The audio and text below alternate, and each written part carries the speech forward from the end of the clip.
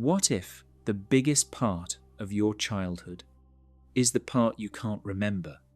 Not one birthday, not one holiday. I mean years. Entire years that feel blurred together.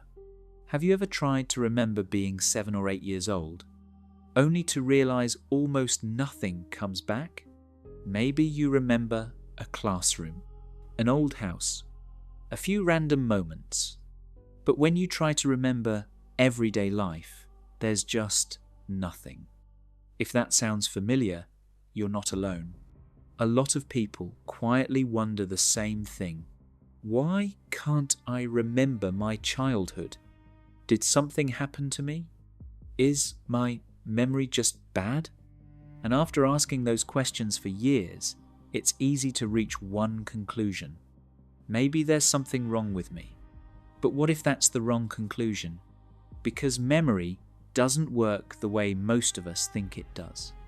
Your brain isn't trying to save every moment of your life. It's making choices all the time. What should stay? What can fade away? And sometimes those choices have very little to do with how important a memory seems today. The strange part is this. Some people can't remember much of their childhood, yet they can still remember exactly how they used to feel. The tension, the loneliness, the feeling of always being careful. The emotions stay. The details disappear. So maybe forgetting your childhood isn't always a sign that your memory failed. Maybe it's a sign that your brain was busy doing something else. Something far more important at the time. And once you understand what that is, you may start looking at your past in a completely different way. Part 2. Your brain doesn't remember everything. It remembers what it thinks you need. Most of us grow up believing memory works like a camera. Something happens. Your brain records it. Years later, you play it back. But that's not how memory works. Your brain is constantly making decisions. Every day, every minute. It decides what to keep, what to let go, and most of the time, you don't even notice it's doing it. Think about yesterday. You probably can't remember every conversation you had, or every meal you ate. Not because your memory failed, because your brain decided those details weren't important enough to save. The same thing can happen with childhood. Just because you don't remember something today doesn't mean it wasn't important back then. It simply means your brain stored it differently, or decided not to keep every detail. That's something a lot of people misunderstand. They assume missing memories means something is broken, but forgetting is actually a normal part of how memory works. In many ways, memory is less about recording the past and more about helping you deal with the future. Your brain isn't trying to build a perfect history book. It's trying to build a useful one, and sometimes that means keeping the lesson while letting the details slowly fade away. So before you assume your childhood is gone forever, consider another possibility. Maybe your brain didn't lose those years. Maybe it only kept what it believed would help you survive what came next. Part 3. Sometimes the brain chooses survival over memory. But there's another possibility that's much harder to talk about. Sometimes the problem isn't memory. It's what your brain was trying to do while those years were happening. Think about a child growing up in a calm, safe home. They have time to play, time to explore, time to notice little moments. Their brain can focus on building memories because it doesn't have to worry about much else. Now imagine a different childhood. A child who is always trying to read the mood in the room, trying to guess if someone is angry, trying not to make mistakes, trying to avoid conflict before it starts. In that kind of environment, the brain has different priorities. It spends less energy recording memories and more energy watching for danger. watching people's faces, listening to changes in someone's voice, trying to predict what might happen next. Survival comes first. Memory comes second. That's why some people don't remember many events from childhood, but they remember something else. They remember the feeling of always being careful, the feeling that something could go wrong at any moment, the feeling of never fully relaxing. The details may be gone, but the emotional atmosphere is still there. And that's an important difference, because sometimes the brain doesn't erase the past. It simply stores the part it believes you'll need most. Not a perfect record of what happened, but the emotional lessons that helped you get through it. So if your childhood feels strangely empty, don't be too quick to assume nothing was there. Sometimes the memories became quieter, because your brain was busy helping you make it through those years instead. Part 4. You may remember feelings more than events. Here's something many people don't realize. Not everyone remembers childhood in the same way. Some people remember birthdays, family trips, school plays, small moments from years ago. Others remember almost none of that. But ask them how childhood felt, and the answer comes immediately. I always felt nervous. I never felt completely safe. I always tried to keep the peace. That's because the brain doesn't only store events, it also stores emotional patterns. Sometimes those patterns last much longer than the memories themselves. You may not remember what happened on a particular afternoon, but your body still remembers what it was like to live through those years. Personally, I think this is why some people grow up feeling anxious without fully understanding why. The memories are blurry, the emotions are not. And that can be confusing. You know something shaped you. You just can't point to a specific moment. That doesn't mean you're imagining it. It simply means your brain held on to the emotional experience instead of every detail. Maybe that's why your childhood feels like a few scattered pictures surrounded by empty space. The story isn't completely gone.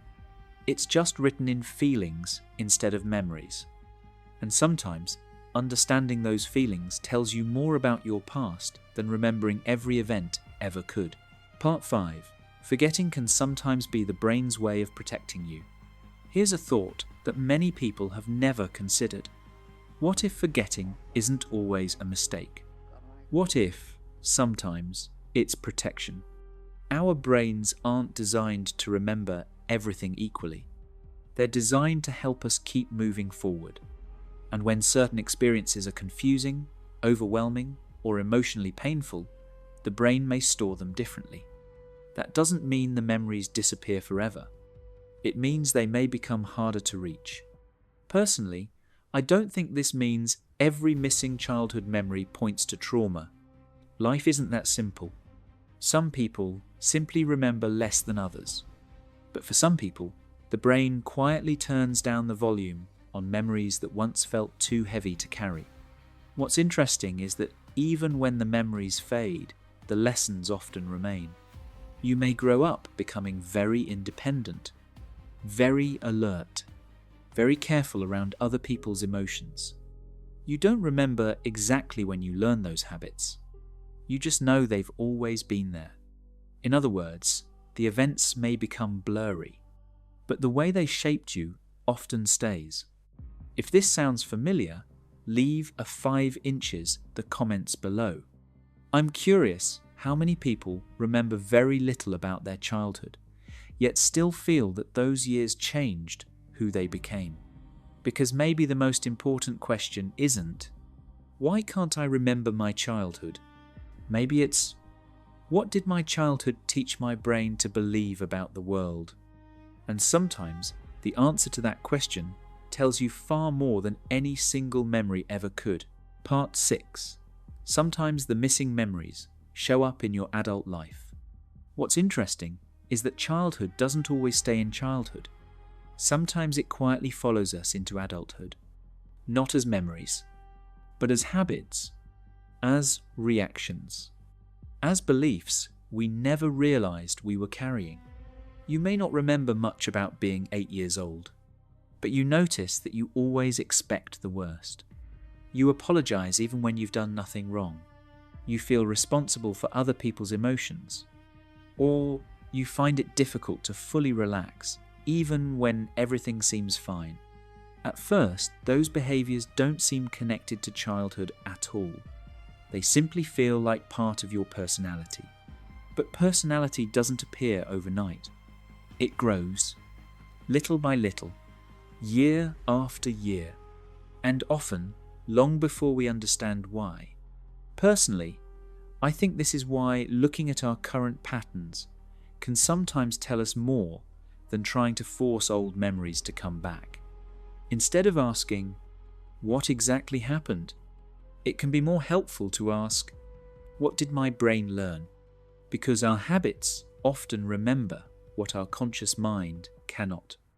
The memories may fade, but the patterns stay. And once you begin noticing those patterns, you start understanding yourself in a different way. Not through forgotten moments, but through the person those moments quietly helped create. Part 7. Healing doesn't always begin with remembering. Many people spend years trying to recover every missing memory from childhood. They think, if I could just remember what happened, everything would finally make sense.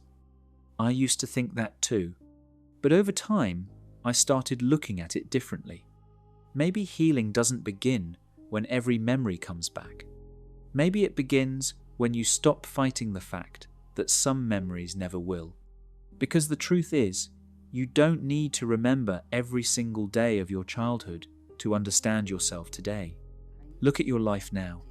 Look at the situations that make you anxious, the people you naturally trust, the things that make you pull away, the moments when you feel safe, or the moments when you suddenly feel like a child again without knowing why.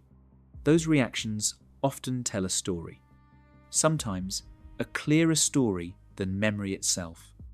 Your mind may have forgotten many of the details, but your life still carries the patterns. And those patterns are worth paying attention to. Personally, I think that's where real understanding begins. Not by forcing the past to return, but by becoming curious about the person you've become. Instead of asking, "Why can't I remember?" try asking, "What has my life been trying to show me all these years?" That's a gentler question, and often it's a more useful one, because healing isn't a test of how much you can remember. It's the process of understanding yourself a little more each day. Sometimes the memories come back, sometimes they don't, but either way, you can still move forward. You can still build a life that feels safe, a life that isn't controlled by the parts of your past you can no longer see. And that may be one of the most important forms of healing there is. Part 8. The memories may be quiet, but they were never meaningless. There's one last thing that's important to understand. Just because you can't remember something doesn't mean it had no impact on your life. Think about learning to ride a bicycle. You probably don't remember every time you practiced, every fall, every small improvement, but your body remembers. You don't have to think about how to keep your balance anymore. In many ways, childhood works like that too.